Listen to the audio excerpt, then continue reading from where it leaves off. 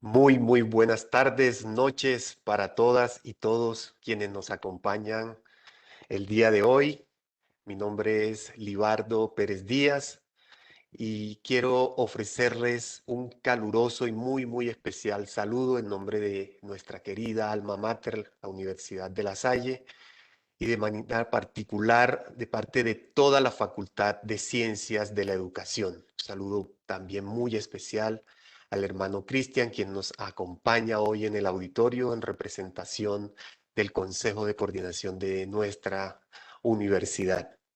Nos hemos convocado el día de hoy para un evento muy especial, para un evento muy importante, porque estamos ante la primera lección inaugural de facultad, de unidad académica. Esta lección inaugural veníamos tradicionalmente desarrollándola desde nuestros programas y ahora se unifica en ese contexto de unidad desde toda la Facultad de Ciencias de la Educación. Como todas y todos sabemos, la Lectio Inauguralis es un ejercicio, una tradición que se inicia incluso, se remonta a la Edad Media, ¿cierto? En esos escenarios universitarios europeos, y es un rito de inicio de las labores académicas, pero que además tiene una carga de sentido muy alto y está representado por el pronunciamiento magistral de un académico reconocido. En esta ocasión hemos invitado a la doctora Natalia Sánchez. Ese rito de inicio implica el pronunciamiento de una tesis, ¿cierto?, de fondo de ese académico que luego es retomada por los diversos escenarios académicos universitarios para continuar la conversación. En este caso vamos a hacer un pequeño giro en esa tradición de tal manera que le vamos a pedir a los y las participantes que a través del chat, seleccionando la opción de enviar a todos, puedan hacer sus comentarios a lo largo de la presentación. Nosotros recogeremos esos comentarios, haremos una síntesis y se la presentaremos al final a la doctora Natalia para que ella en clave, en perspectiva de su tesis, se refiera a ellos. De tal manera que este evento tan especial, que en este caso lleva por título Descolonizar la educación en tiempos de crisis, una propuesta de transición. Y como ya dijimos, hemos invitado para este caso a la doctora Natalia Sánchez Corrales, a quien le agradecemos infinitamente haber aceptado esta invitación. Ella es doctora en educación de la Universidad de los Andes y profesora asociada de la Universidad de La Salle, de nuestra querida alma mater. Aquí en nuestra Universidad de La Salle se desempeña como maestra y tiene a su cargo la coordinación del subsistema de formación, pedagogía y didáctica del doctorado en educación y sociedad.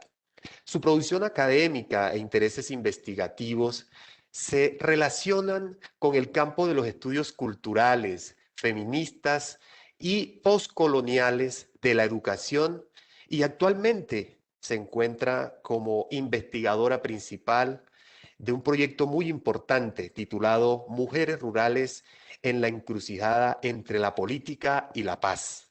Es presidenta de la Asociación Latinoamericana de Filosofía de la Educación y editora invitada del volumen 8 de la revista Ixtli, una revista muy importante mexicana. Entre sus publicaciones recientes del 2020, entre otras, se encuentran Educación para la Paz y Formación Integral, una experiencia situada de las pedagogías del lugar.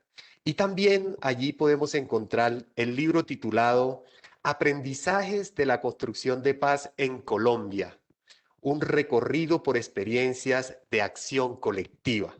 Como podemos ver, estamos ante una maestra de maestros, ante una colega con un talante profesional muy alto. De tal manera que, doctora Natalia, bienvenida. Es un placer para nosotros tenerla en esta primera lección inaugural de la Facultad de Ciencias de la Educación. Muy buenas noches, bienvenida, doctora Natalia. Muchas gracias, buenas noches para todos, todas y todos. Quisiera extender un saludo cordial a las directivas de la universidad que nos acompañan esta noche, pero también y especialmente a las directivas de la Facultad de Educación, quienes me han invitado a este espacio de la lección inaugural. Les agradezco especialmente esta oportunidad para dar la bienvenida a este segundo semestre de 2021, cuando no solo recibimos una nueva cohorte del doctorado en Educación y Sociedad, sino también a nuestros y nuestras estudiantes de pregrado, maestría y doctorado que están comenzando o continuando trayectorias de formación y de investigación en un tiempo de mucha incertidumbre, en un escenario de transición, en particular para la educación. Asistimos sin duda a una época de profundas transformaciones en nuestro sector, una época en la que seguimos enfrentando el sufrimiento, la muerte, la incertidumbre producida por casi un año y medio de pandemia y de educación remota, al tiempo que enfrentamos los retos del regreso a la normalidad, entre comillas, una normalidad producida tanto por los efectos sociales, culturales, políticos y económicos de las cuarentenas, como por las brechas socioeducativas que se han profundizado con la distancia.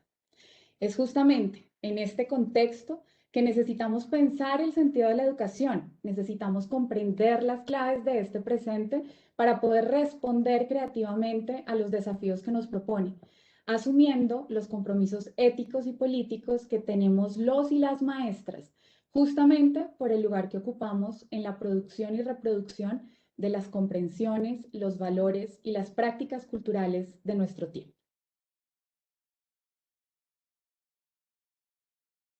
Es por estas razones que hoy quisiera poner en discusión con ustedes tres claves para comprender nuestra época, tres claves preliminares y falibles para dar cuenta de esto que nos ha pasado en los últimos meses. Una apuesta de interpretación que pueda dar lugar a nuevos arreglos en la producción del conocimiento sobre la educación, que es para lo que hoy ustedes y yo asistimos a la universidad, para crear condiciones nuevas que nos permitan aplicar nuestra inteligencia a la resolución de los problemas sociales, como diría Dewey. Y para hacerlo, comenzaré con una anécdota personal. El día que fui invitada a hacer esta lección inaugural, hace ya un par de meses, regresado de una experiencia de voluntariado en el albergue humanitario que la Universidad de La Salle, por iniciativa de algunas estudiantes y con el apoyo de algunas profesoras, habilitó en la sede Chapinero para acoger a los y las estudiantes que estuvieran participando en las movilizaciones del paro nacional y no tuvieran opciones de transporte para regresar a sus casas. El alojamiento, como después fue nombrado, era gestionado por estudiantes con el acompañamiento de un profesor o profesora, quienes permanecían toda la noche a la espera de los y las marchantes con cobijas, alimentos y algunas capacitaciones muy básicas en primeros auxilios.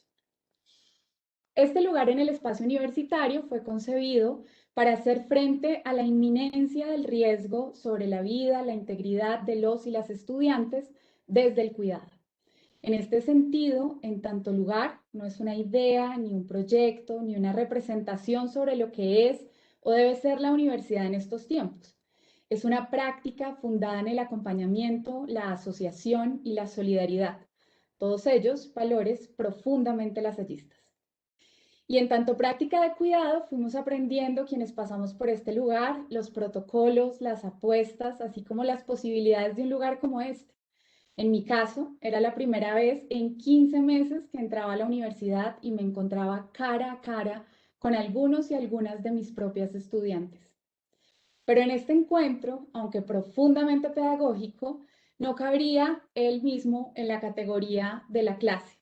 Este encuentro dispuso el escenario para acercarnos desde las experiencias y comprensiones de quienes estábamos allí sobre lo que nos había pasado en este tiempo, la pandemia, la cuarentena, las pérdidas, el estallido social, el paro, la universidad remota, las crisis. Es a partir de esa conversación que se prolongó casi 8 horas que he podido apuntalar para hoy algunas de las claves del presente que quiero compartir con ustedes a continuación. La primera de las claves es, creo, uno de los problemas transversales a los que nos enfrentamos en esta época. Un problema que se ha descrito de muchas formas y desde diferentes escuelas de pensamiento, pero que yo denominaré el problema de la representación. Ya Heidegger y Derrida, así como Rorty y Saussure antes de mí, han hecho unas elaboraciones extensas sobre este problema con el proyecto de la representación. Yo los traigo a esta conversación para argumentar que lo que representamos, lo que traemos a la presencia con el lenguaje, no son ni los objetos del mundo, ni las categorías de pensamiento, sino siempre y en todos los casos el sistema de valores del que participamos social y culturalmente.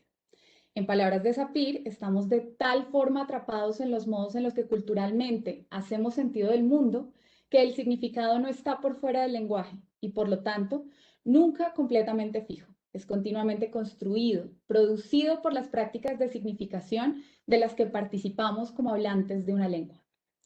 Las implicaciones de este argumento son diversas. Por un lado, el hecho de que el significado no esté fijo ni pueda fijarse implica que los significados de los que disponemos han sido construidos social, histórica y culturalmente, que por lo tanto han cambiado y pueden cambiar, y que estos cambios no dependen de un sistema de reglas analíticas establecidas con verdad y objetividad por el pensamiento, sino de los modos en los que los arreglos sociales y culturales operan.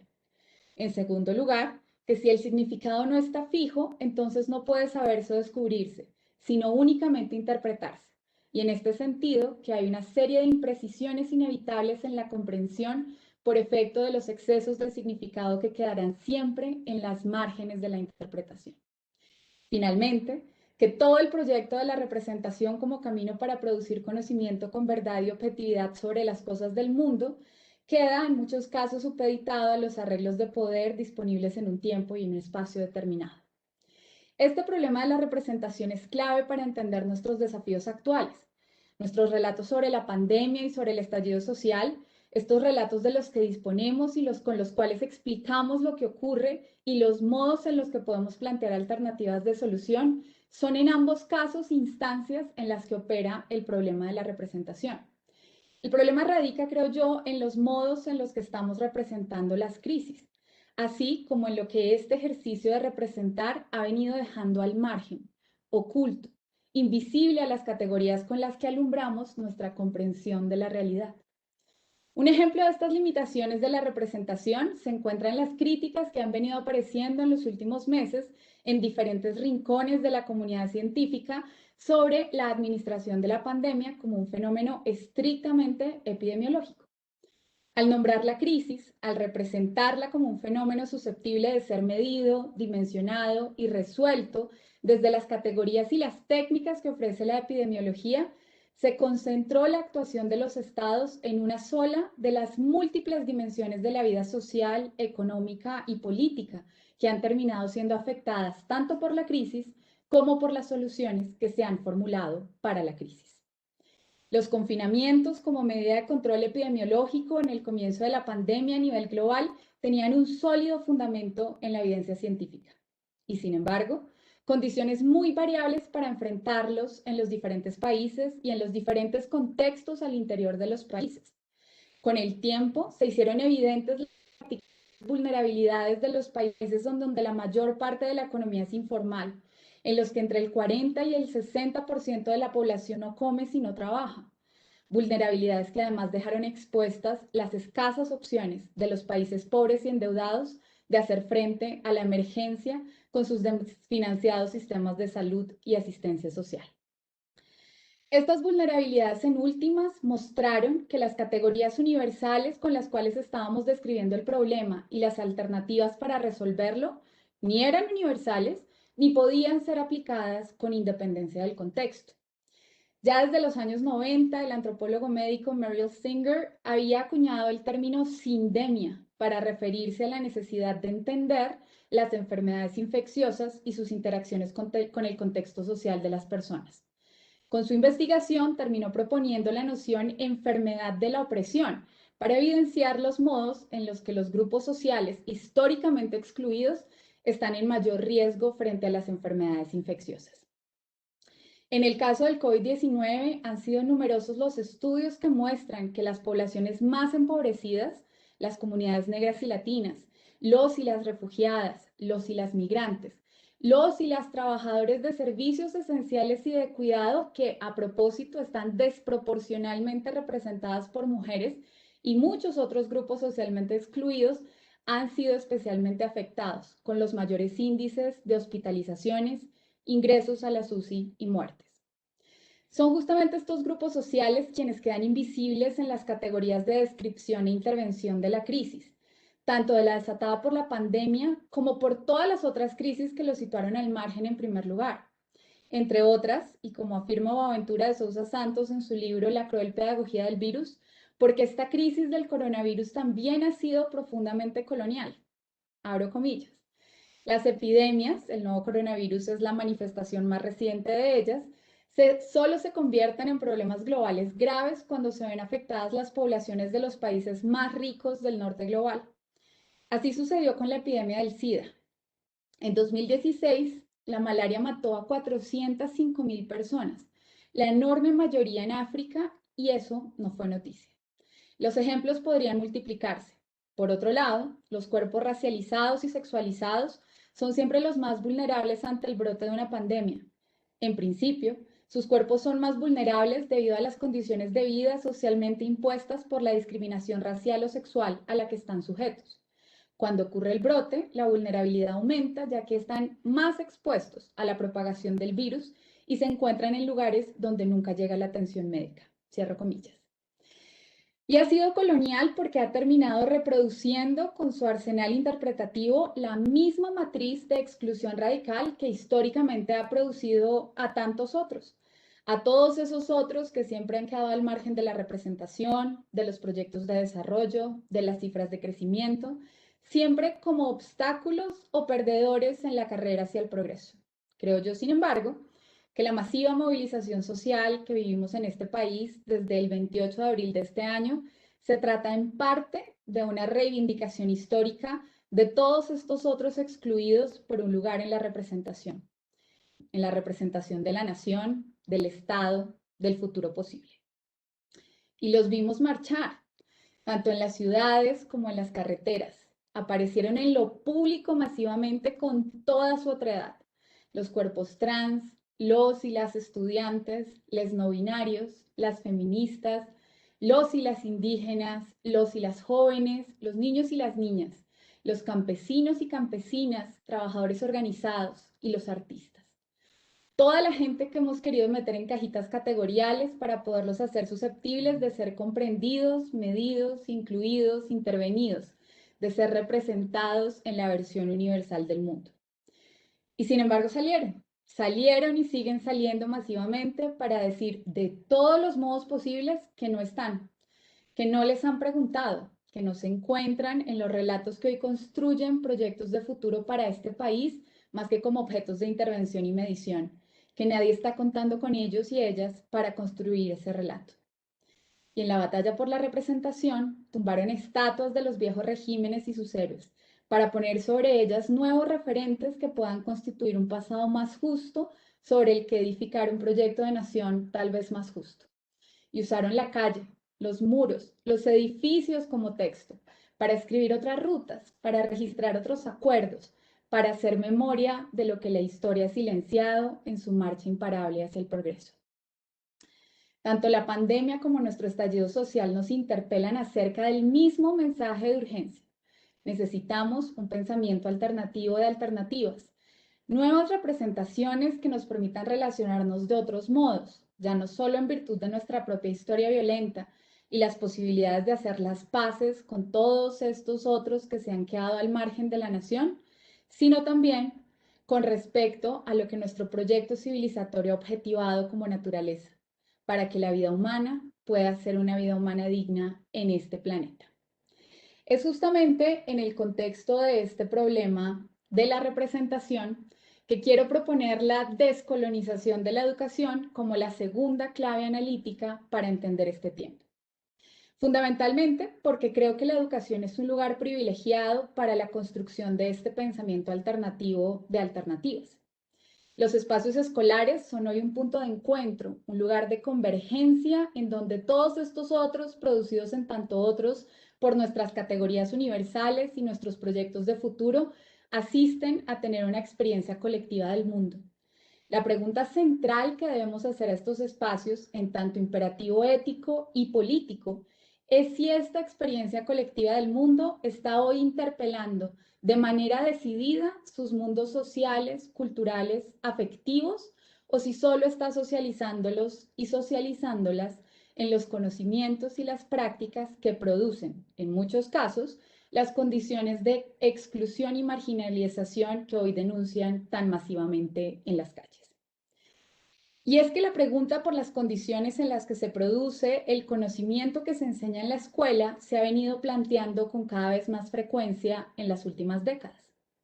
Estas preguntas nacen primero en los movimientos sociales, en las comunidades, que se preguntan por los sistemas de valores en los que son socializadas las siguientes generaciones. Las mujeres campesinas del Sumapá se preguntan, por ejemplo, si la escuela está formando a la siguiente generación de jóvenes protectoras del páramo más grande del mundo, o si las está formando para irse a la ciudad y abandonar definitivamente la vida campesina. Las comunidades indígenas maya del norte de Guatemala se preguntan si la escuela está formando a la siguiente generación de jóvenes que van a resolver los problemas contemporáneos de los territorios indígenas al tiempo que continúan defendiendo su soberanía y autonomía frente al Estado liberal.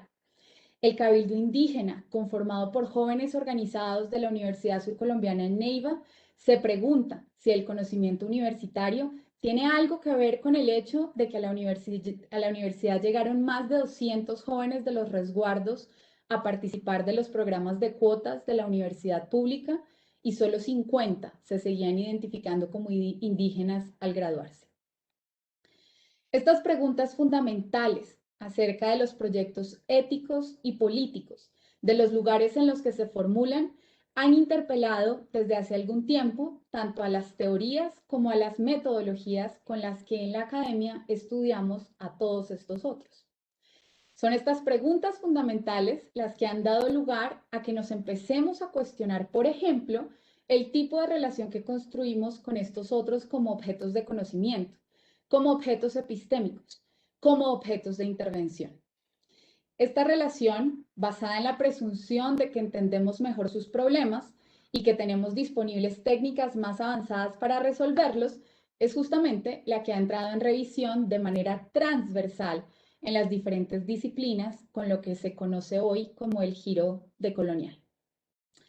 Y aunque debo reconocer en este punto que las teorizaciones y prácticas académicas post y decoloniales también han contribuido de maneras novedosas a la apropiación de la voz y las luchas de los otros, creo que nos aportan discusiones claves para nuestros desafíos actuales. Hoy me voy a concentrar en dos de estas discusiones. Por un lado, la necesidad de desprendernos de categorías universales y de manera central para lo que será mi propuesta esta noche, la necesidad de asumir la dimensión relacional y material del conocimiento en las prácticas científicas. La primera de ellas, la apuesta por desprenderse de las categorías que han sido universalizadas, ha constituido en diferentes lugares de la Academia Decolonial ha consistido en diferentes lugares de la Academia Decolonial en revisar la producción de conocimiento de la ciencia moderna en perspectiva histórica y geográfica. La revisión de la historia de la producción de estas ideas muestra la forma en la que se han universalizado unos modos de ver, conocer y organizar las cosas del mundo que se consolida especialmente durante la expansión colonial de Europa y la invasión de pueblos y culturas en todos los continentes. Unos modos de organizar la vida social, económica y política que desde la perspectiva geográfica sitúa primero a Europa como centro de todas las periferias desde entonces producidas y segundo como lugar de llegada del proceso civilizatorio. Al universalizar estos modos de ver y organizar la vida social, política y económica, nos explica Ramón Grossfogel, queda sin ser visto el lugar desde el que se han producido estos órdenes, es decir, el proyecto colonial. Al encubrir de este modo quién habla en la ciencia, quién puede producirla y quién tiene la capacidad de autoridad de estos conocimientos, entonces todo el proyecto científico es elevado a la presunción sobre su objetividad y neutralidad. No vamos a negar aquí las múltiples ventajas que nos ha traído este proyecto. Hoy, más que nunca, sabemos que es la ciencia un relato fundamental para resolver nuestras crisis, como la del COVID-19, por ejemplo, en la que las vacunas son un dispositivo indispensable en nuestra imaginación colectiva sobre las salidas posibles a esta pandemia. Pero es también la ciencia un proyecto falible, que además ha tenido varios fracasos, entre otros el haber sostenido durante todos estos 5 siglos la centralidad de los lugares de producción de conocimiento.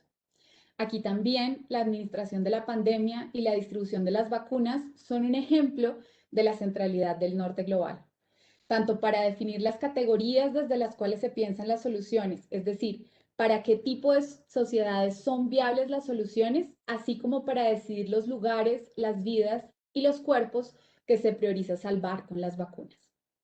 Para Boaventura, este es uno de los problemas del universalismo, abro comillas. El universalismo es arrogante e indolente y no reconoce sus fracasos. Se sostiene en líneas abismales que condenan a una parte del mundo a la explotación.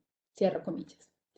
Para Boaventura, estas líneas abismales sitúan de un lado de la línea a las sociedades metropolitanas que tienen acceso a la materialización de los valores de la Ilustración, la ciencia, la legalidad y la emancipación. Del otro lado de la línea se sitúan a las periferias, que los hacen posibles gracias a procesos continuados de extracción y explotación desde el siglo XV hasta hoy. Esta exclusión radical es la misma que ha estudiado, por ejemplo, Arturo Escobar con la producción del tercer mundo como condición necesaria para el desarrollo del primer mundo, o la misma que David Harvey ha descrito siguiendo a Lefebvre como la condición de sostenimiento del capitalismo, a saber, la producción de espacios de colonización. En síntesis, tanto los valores, los conocimientos y los proyectos que hemos elevado a la categoría de universales son dependientes del contexto y de las geografías globales que se han producido históricamente por la colonización. Pero además, son solo posibles gracias a la producción de periferias, de otredades, de negaciones ontológicas a todos estos otros producidos en tanto otros. Hay al menos dos asuntos muy interesantes que se desprenden de esta crítica al universalismo de los valores, conocimientos y proyectos eurocentrados. Uno de ellos tiene que ver con lo que empieza a ser visible como resultado de esta representación de la relación histórica y geográfica entre el centro y sus periferias. Empiezan a aparecer en el discurso académico teorías y categorías que pretenden describir los mundos, los conocimientos y las prácticas de todos esos otros que habían sido descartadas como subdesarrolladas, inferiores o simplemente descritas como carentes de algo, de tecnología, de ciencia, de recursos, de legalidad, de Estado. Y este es el segundo aspecto, inextricablemente ligado al primero, pues seguramente todos y todas acá hemos sido educados y educadas en este tipo de teorías de la ausencia. Al final, son los diagnósticos basados en las ausencias los que nos habilitan a profesionales, científicos y científicas, y en particular a los educadores y educadoras, a intervenir en un espacio determinado. Es en función de nuestros diagnósticos acerca de lo que no saben, de lo que no son, de lo que no tienen, que justificamos nuestro papel en la producción del conocimiento y reproducción del conocimiento. De esta forma es como hemos explicado el conflicto armado como ausencia de Estado o la marginalización de muchas sociedades como falta de desarrollo. Y aunque son muy productivos estos diagnósticos centrados en la ausencia, lo cierto es que ocultan tanto las relaciones que hacen posible esa descripción, como lo que de hecho hay como conocimientos y prácticas en esos lugares. Ya hemos hablado de la relación entre el desarrollo y el subdesarrollo, pero también la antropóloga Margarita Serge nos muestra los modos en los que el Estado colombiano ha participado intencionalmente en la producción de periferias sin institucionalidad estatal como parte de su modelo de acumulación de riqueza, o en palabras de ella, abro comillas, a partir de esta idea, el problema se reduce a la ausencia del Estado, al hecho de que no se ejerce plenamente la soberanía.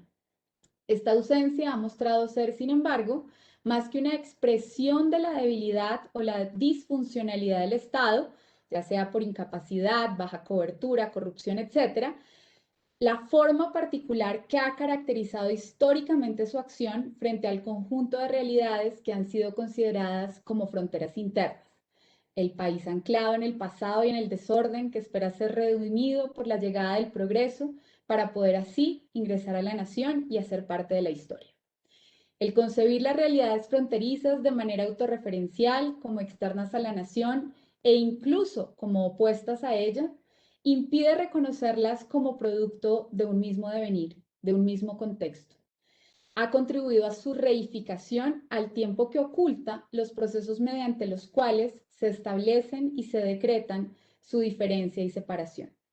Por lo demás, desde la perspectiva de su relación con la periferia, resulta inocultable que el proyecto nacional se ha visto reducido a su incorporación a la economía metropolitana, es decir, a los sistemas económicos y militares necesarios para garantizar la explotación intensiva y extensiva de sus poblaciones y paisajes.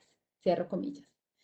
Y es de esta forma que nos explica Margarita Serge que la producción de periferia sin Estado ha sido una pieza fundamental del modelo de desarrollo de los centros metropolitanos. Y así entendemos que el espacio no es una dimensión vacía de representaciones, sino que es activamente producido por discursos que en este caso solo se vuelven visibles cuando aplicamos claves relacionales en la producción de conocimiento, cuando dejamos de estudiar objetos y empezamos a preguntarnos por las relaciones que los hacen posibles, como cuando con Saussure y Derrida nos preguntamos por la producción del significado en diferencia, en relación. Y es justamente este asunto de la dimensión relacional y no autorreferencial de la representación de los otros lo que me parece fundamental para lo que quiero proponerles el día de hoy como unas pedagogías centradas en el lugar, como tercera y última clave analítica para entender el presente. Comencé esta conferencia con una referencia a un lugar pedagógico enriquecido como estuvo por la urgencia de responder creativamente a las necesidades del contexto, de la coyuntura, el albergue humanitario. Cuando algunas jóvenes de los colectivos estudiantiles de la universidad nos convocaron a varias profesoras a inventar en el espacio universitario un lugar de cuidado para quienes estaban participando activamente en las movilizaciones del paro nacional, nos enfrentamos a varios desafíos. No había ningún precedente de este tipo de prácticas en la administración del espacio. Tampoco nosotras teníamos conocimientos necesarios para atender el tipo de situaciones que podrían presentarse en el albergue. Hago referencia a estos desafíos no solo porque suspenden temporalmente los arreglos de poder y de saber en los que usualmente nos situamos las profesoras frente a las jóvenes estudiantes, sino porque frente a esa ausencia de repertorios de significado desde los cuales actuar, se hizo posible una continuidad entre los espacios formativos del momento, la calle y la universidad. Este lugar se convirtió en una frontera donde suturar los sentidos, las emociones y las luchas de la calle con las representaciones y discusiones de la universidad. Y en tanto frontera nos interpeló con todo lo que estaba pasando en la calle. Nos obligó a revisar nuestras posicionalidades sobre el acontecimiento, a revisar el lugar que cada uno y cada una ocupa en este ejercicio de denuncia y movilización. Quisiera compartir con ustedes algunos de los sentidos que estaban circulando en la calle por esos días, capturados por las cámaras del colectivo Las Amalias de Ojo Rojo Fábrica Visual, que es un centro cultural. Les pido que ustedes vayan leyendo, viendo y escuchando, aunque creo que aquí no van a poder escuchar mucho porque no nos ha funcionado el audio, pero en todo caso les estoy compartiendo en el chat de nuestra sesión el enlace para que luego puedan visualizar. Les pido que en la medida en que vayamos compartiendo, ustedes vayan leyendo los mensajes, las imágenes, los textos que van apareciendo en este trabajo fotográfico que, como les digo, ha preparado el colectivo Las Amalias a propósito de lo acontecido pues, en las últimas semanas, ya meses de paro nacional.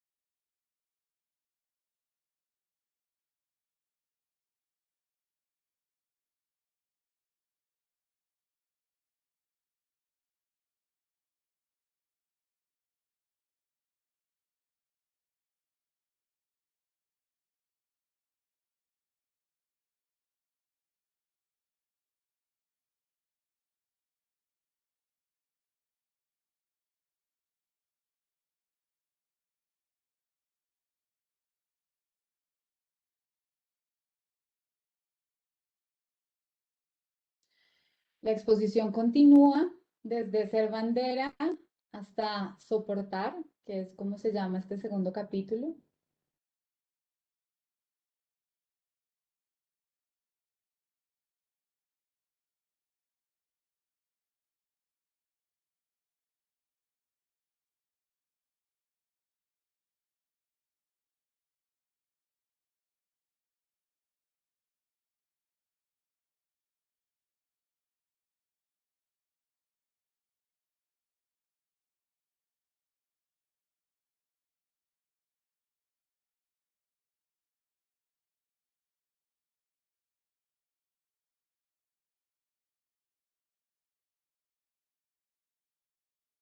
Y la exposición, por supuesto, también incluye una serie de audios que les recomiendo escuchen cuando tengan la ocasión de revisar la exposición con más cuidado.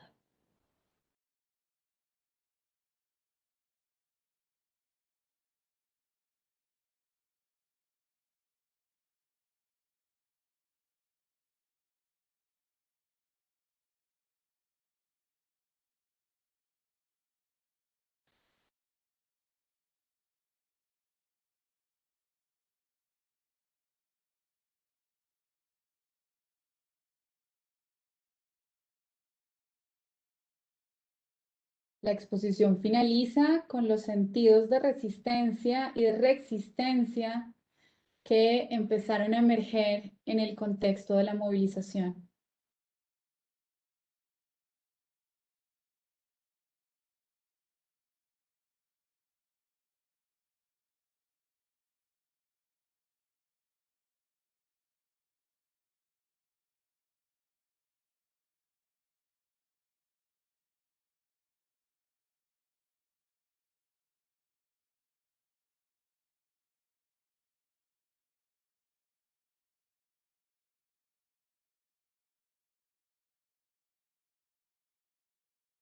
Todas las expresiones artísticas de las que esta exposición pues es un ejemplo.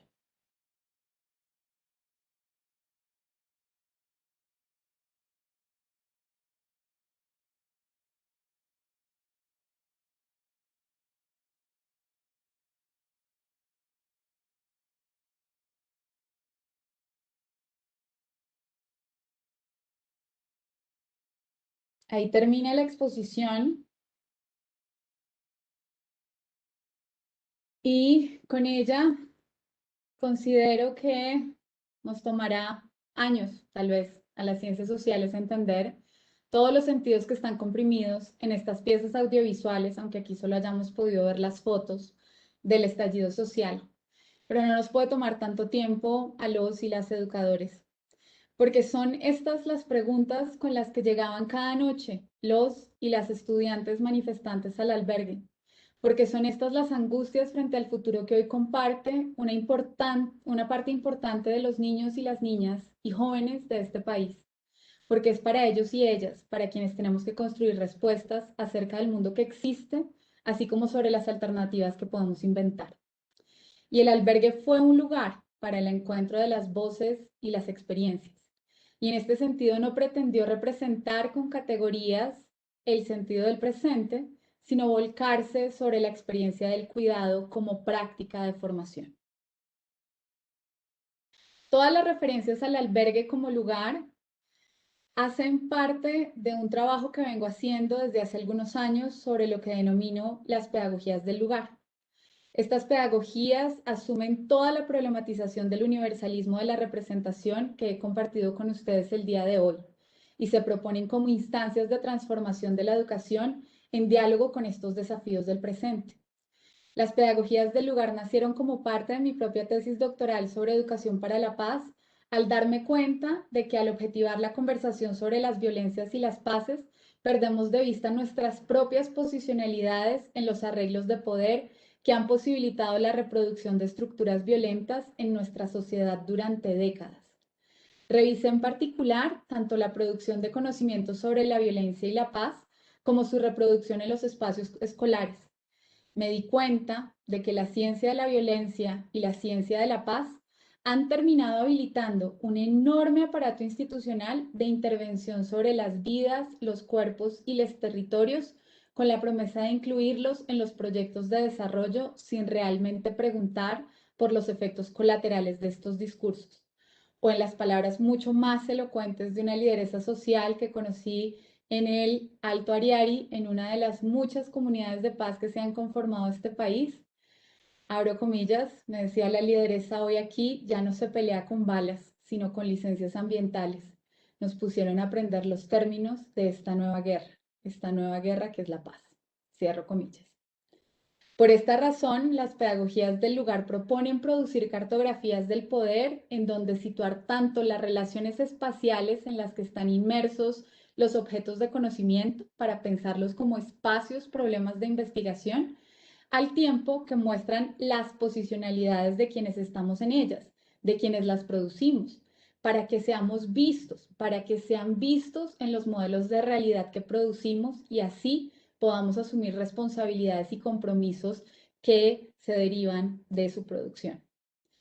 Las pedagogías del lugar se fundamentan en las epistemologías feministas del punto de vista, en particular en la propuesta de Donna Haraway sobre los conocimientos situados, para responder al proyecto universalista de representación en el que está inmersa la ciencia moderna, para cuestionar la posición de este sujeto moderno, por lo general masculino, blanco, heterosexual y en el norte global, y su capacidad de representar la totalidad de los fenómenos del mundo sin ser visto, sin que su posición en el proyecto del conocimiento diga algo acerca del contenido de lo que dice.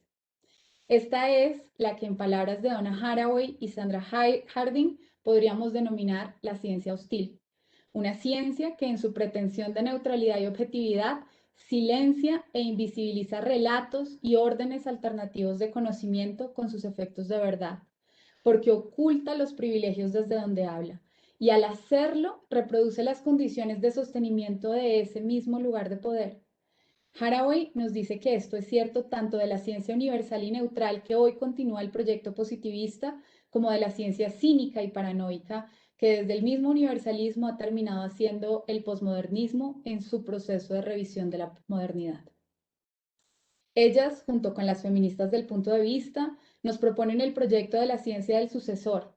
Este tipo de ciencia es uno que al tiempo que reconoce la contingencia histórica y localizada de todos los conocimientos y de todos los sujetos, promueve un ejercicio de producción de conocimiento que sea crítico y comprometido, es decir, que al poner en evidencia el propio lugar de enunciación como un lugar contradictorio y fracturado, pueda ser capaz de proponer versiones más justas en relación a situaciones particulares y locales de opresión y asumir la responsabilidad por los efectos de estas propuestas.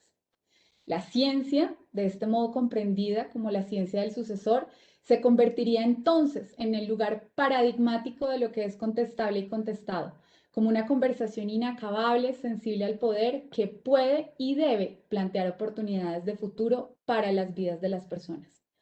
Es por esta razón que la apuesta general de las pedagogías del lugar consiste en revisar los lugares de privilegio de los saberes que enseñamos en la universidad, por un lado, para mostrar que no son únicos ni suficientes, y por el otro, para hacer campo en la misma universidad a otras formas de saber y conocer, de ordenar el mundo que no han pasado por la academia.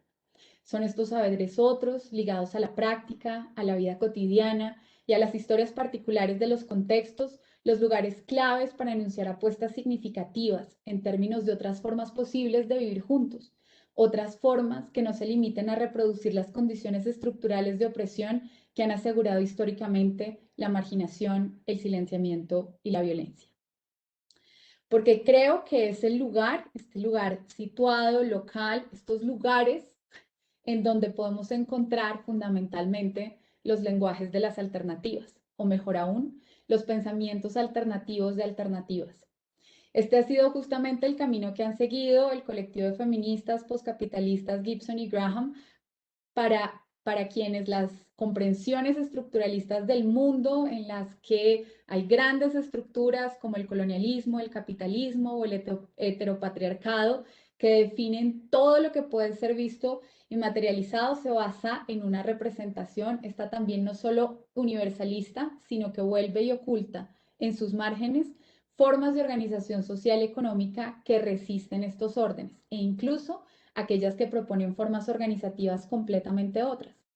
Para ellas, los modelos locales, los modelos basados en el lugar, constituyen conjuntos de significados y usos que, aunque existen en contextos más amplios de poder, no pueden ser reducidos a ellos. Usan la metáfora del iceberg para mostrarnos que estas grandes estructuras solo explican una parte de la realidad, la que queda visible por encima del agua, pero hay mucho más. Por eso han emprendido desde hace varios años el proyecto Antípodas, para ir en busca de todas las formas de organización económica no capitalistas que hay en diferentes rincones del mundo. Y así como en el proyecto Antípodas de Catherine Gibson y Julie Graham, o en la noción de las antípodas de la antigüedad griega, necesitamos ir en busca de ese lugar diametralmente otro. Esos lugares en los que hoy reside la oportunidad de encontrar formas de organización social, económica y política que puedan proponer alternativas de solución a los problemas que ha producido la modernidad colonialidad, entre otras, la profunda e inmoral desigualdad, así como la masiva extinción de las especies y la amenazante destrucción de los ecosistemas fundamentales para sostener la vida en el planeta.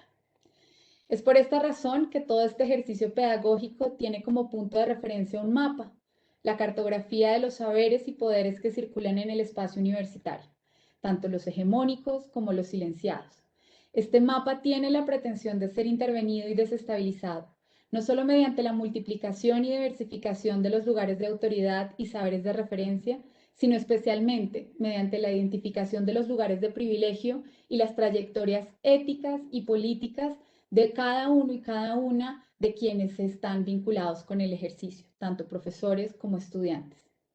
Creo que son estos mapas sobre las posicionalidades que tenemos, que asumimos y que proyectamos en el ejercicio de producción de conocimiento los que pueden operar un quiebre fundamental en la forma en la que ponemos en circulación los saberes escolares, a saber, uno que nos vincule ética, política y afectivamente con lo que aprendemos, al tiempo que explicita la relación entre eso aprendido y las imaginaciones de futuro que tanto necesitamos.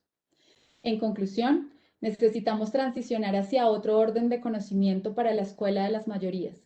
Hasta el momento nos hemos relacionado con el tema de la diferencia, de la otredad en educación, asegurando para ellos, para los otros, sus lugares al margen, siempre al margen de la representación universal de lo que debe ser enseñado y aprendido.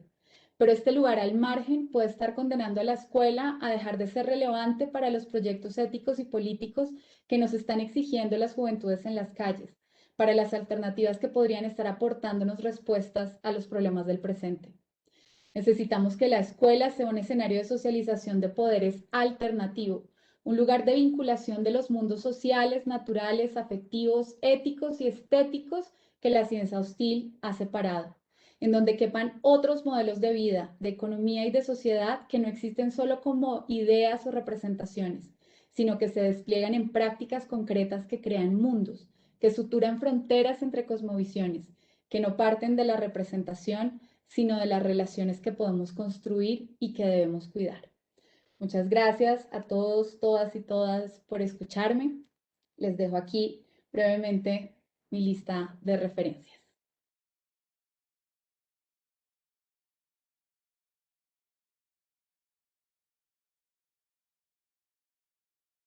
Creo que tienes cerrado el micrófono. Doctora Natalia, ¿me escucha? Sí. Ahora sí te escucho. Muchísimas gracias por esta magistral presentación, por esta tesis, ¿cierto? Y estos desencadenamientos que ha compartido con nosotros en esta noche.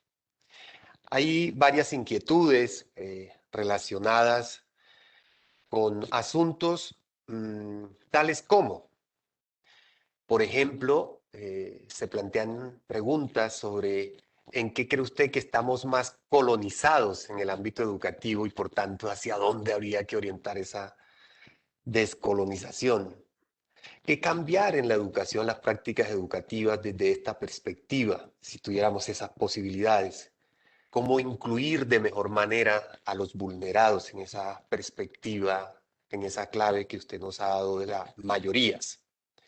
Y quisiera, de pronto, a modo de síntesis, eh, tratar de recoger esta y otro par de inquietudes que aparecen allí en el siguiente interrogante. En clave ético-política y, digamos, desde una perspectiva de civilidad íntegra, ¿cómo constituir el aula en un espacio de resistencia, de acción contrahegemónica? ¿Cómo hacer eso para, digamos, conectar estas inquietudes? Doctora Natalia, tiene usted la palabra Bueno, muchas gracias. Eh, nuevamente. para responder, me gustaría centrarme en los mapas, ¿no? Porque creo que, digamos, parte de mi argumento consiste justamente en decir que el lugar por donde pues estamos más colonizados, por decirlo de algún modo, es en los saberes escolares, ¿no? En el tipo de conocimiento que reproducimos en la escuela. Y ese es parte del asunto que pretende desbaratar el mapa, ¿no? La cartografía del saber y del poder que, pues entre otras, a partir del ejercicio de ubicarnos en un mapa, de ubicar la universidad, los lugares de privilegio desde donde hablamos, pero también la manera en la que ha sido constituido ese discurso que nos permite representar la realidad de los otros y de las otras. Creo que eso nos permite visualizar de mejor manera, pues primero, qué es lo que estamos tratando de entender y segundo, cuál es el rol que desempeñamos en ese mapa. No solamente para entender las posicionalidades que nos permitieron llegar allí en primer lugar, es decir, los lugares que ocupamos en la historia cerca de esos objetos de conocimiento, sino fundamentalmente porque nos compromete con trayectorias éticas y políticas, ¿no? Estos fueron unos mapas que empleé pues en el contexto de mi propia práctica, de pensar cómo hacer educación para la paz desde las pedagogías del lugar, ¿no? Y entonces, un poco desde la deconstrucción del conocimiento disponible en la ciencia de las violencias, en la ciencia de las paces, ¿no? La violentología y los estudios de la paz, pues me daba cuenta que hay una gran cantidad de categorías, ¿no? Que se han producido al interior de esos proyectos científicos que activamente participan de muchas de las violencias epistémicas que terminan llegando a los territorios y que terminan llegando a los territorios en la forma de las buenas intenciones de los y las investigadoras por generarle mejores condiciones de vida a esas periferias y a las poblaciones que viven en esas periferias, o violencias epistémicas, pues que en muchos casos, pues lo que hacen es reducir esas periferias a lugares vacíos, ¿no? Carentes de, que no tienen nada, ¿no? Y entonces decía yo y pensaba yo, buena parte de las violencias que se han reproducido históricamente en este país tienen que ver con la manera en la que hemos producido conocimiento acerca de qué hacer con esas periferias, con esos paisajes vacíos, con esas poblaciones que no tienen nada. Y la universidad ha participado activamente en la reproducción de esas violencias epistémicas. Si por un momento lográramos cartografiar en estos mapas del saber y del poder el lugar que desempeñamos en la reproducción de esos órdenes que han terminado siendo tan violentos históricamente con tantas poblaciones en este país, ya sea a partir de toda la clase de producción de teorías de las ausencias que nos podamos imaginar, porque pues digamos, de esas son de las que más tenemos, o bien sea porque pues a través de las ideas de desarrollo que promovemos también termina ejerciéndose un montón de violencia sobre estos territorios, sobre estas vidas y estos cuerpos, pues entonces estamos en últimas haciendo la pedagogía para la paz más importante de todas y es entendiendo no solamente pues en qué ha consistido la violencia y cómo se relaciona la violencia de la periferia con la violencia del centro, sino adicionalmente estamos comprometiendo a estos estudiantes de estas clases de educación para la paz en lo que pueden ser trayectorias éticas y políticas que los comprometan y las comprometan con lo que pasa en esos contextos. Por eso traía el mensaje de esta lideresa tan poderosa del Alto Ariari que nos explicaba es que el asunto no es la guerra o la paz, ¿sí? El asunto es que ahorita en la materialidad de este territorio, en esta cotidianidad que nosotros tenemos, en esta vida y en este cuerpo, ya no se trata de unos actores armados disparándonos balas. Se trata de que ahora tenemos que defender el agua, el territorio, la soberanía de las licencias ambientales que nos llegan como el camino para el desarrollo y para la paz. Y entonces, ¿cómo es posible que entonces ahora nos enfrentemos a un nuevo sentido de la paz que en últimas le hace la guerra a nuestras formas de vida en el territorio? Entonces, lo que siento es que en últimas, como proyecto ético-político y en relación con esta última pregunta para constituir el aula contrahegemónica que pueda incluir a los vulnerados, pues el aula contrahegemónica que puede incluir a los vulnerados, pues es esa aula que, pues digamos, logra poder, digamos, pensar, repensar, analizar, digamos, la manera en la que llegan los saberes escolares a esa aula, pero también las voces y las experiencias y los mundos de la vida de quienes llegan a esas aulas, porque muchos de los otros excluidos y marginados son nuestros propios estudiantes. Y muchos de los conocimientos que reproducimos en la escuela niegan ontológicamente o excluyen ontológicamente pues los lugares de saber, las experiencias, las prácticas de las que ellos y ellas vienen, desde las que representan el mundo o desde las que no necesariamente como representaciones, pero sí como prácticas de cuidado, entienden y viven el mundo, ¿no? Entonces, por eso creo yo que aquí la apuesta, o por lo menos la propuesta de construir estos mapas, de hacer estas cartografías del saber y del poder, pues pueden constituirse en una ruta muy práctica de pensar qué es esto de la apuesta sobre las pedagogías del lugar, ¿no? Porque revelan las posicionalidades desde las que hablamos para que asumamos responsabilidad y compromiso por lo que decimos, porque es que muchas veces construimos unos proyectos de realidad maravillosos, ¿no? Con unas categorías novedosas que pretenden ahora sí cambiar la vida de los niños y las niñas en la escuela, pero resulta que, pues, digamos, se producen desde ningún lugar y por lo tanto cuando salen mal o cuando tienen algún efecto indeseado, pues no sabemos realmente quién es o quién es la responsable, ¿no? Entonces creo que allí poder situarnos, poder posicionarnos, tanto en relación con la producción de conocimiento como en relación con el conocimiento que se reproduce en el aula, es fundamental como ruta para hacer prácticas educativas contrahegemónicas.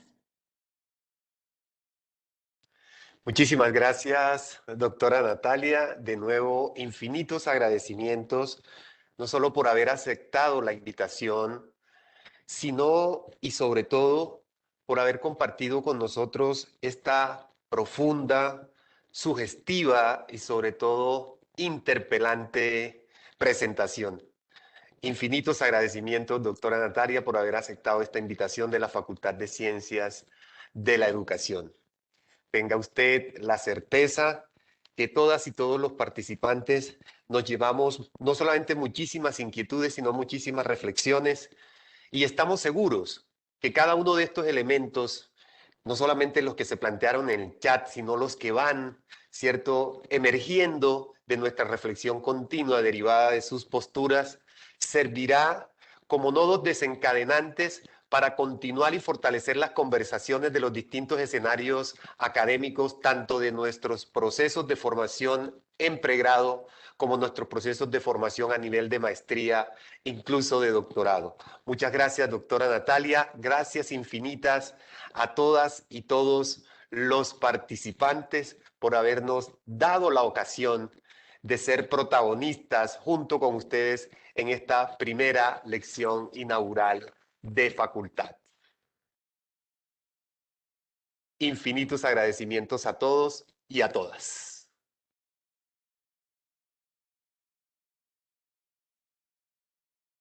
Doctora Natalia. Sí, aquí estoy. Muchas gracias.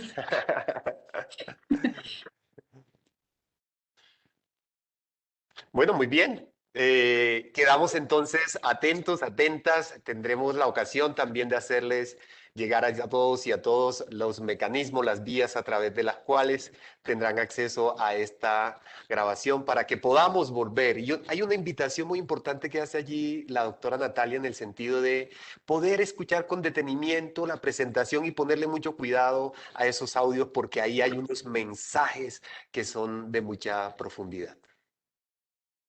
De Muchas nuevo, gracias. infinitos agradecimientos. Feliz noche para todas y todos. Cuídense mucho. Bueno, que tengan una feliz noche, un abrazo fraterno para todas y todos de parte de la Universidad de La Salle y en particular de nuestra querida Facultad de Ciencias de la Educación. Hasta pronto.